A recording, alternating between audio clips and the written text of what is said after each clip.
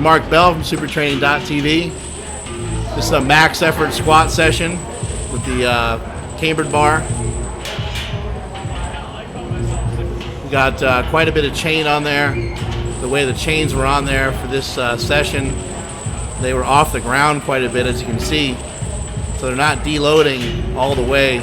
Typically you want to set chains up so they deload a lot more. But you mix it up and you mess around with different things, different strategies and different techniques and stuff. When I was squatting these weights and when some of the other guys were going, you can see the chains are nearly all the way off the ground. So we used every chain we have in the gym, which is, I think we have about 18 chains, 360 or 380 pounds of chains, something like that.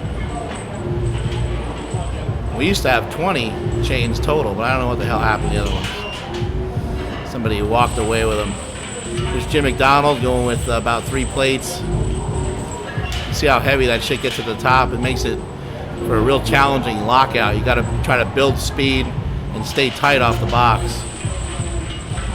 So Austin Baumgarten going.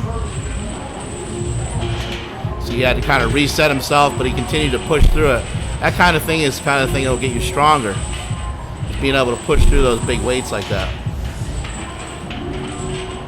There's Robot going. We're working on Robot, not overarching so much. So as you saw in that last lift, he had his head down.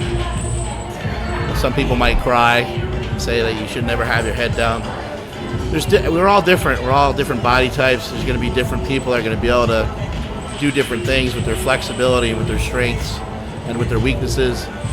So we just have him basically looking at the ground for now. For myself, I end up kind of looking down also.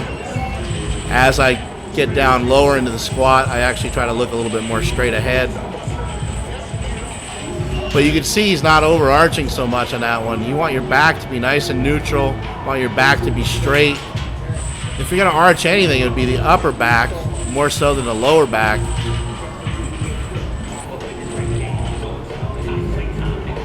Or I should say mid back. Trying to get the mid back nice and tight. Trying to pull the lats down. You're trying to just keep your chest where it is and just move your lower body from the belt down. That's all you're trying to move, nothing else. Trying to keep everything else real rigid. Now we're starting to get into some big weights here. It's getting to be over 900 pounds at the top with all that chain on there. The Robot does a pretty good job of this. A pretty good indicator on whether somebody is overextended or not, or overarching, is their belt. If you look at their belt shouldn't end up like pointing down towards the ground too much. It might happen a little bit as they get to the box, but you should always be able to see that belt. It'll give you a good idea that they're always keeping their hips underneath the barbell. There may be some instances where some people are really sinking their squats real deep, and that would also cause the belt to face towards the floor a little bit more. I went up to 600 pounds on this day and then lowered the weights back down. Got about 400 pounds on there and did a set of 10. This is something I'm going to be working on a lot. Utilizing the, I call it the Bell-Burdick method. We kind of stumbled upon it in 2 different ways, but something I used to use with the high school kids that I decided to reinstitute myself, and something Jesse's been utilizing with himself and some of his athletes.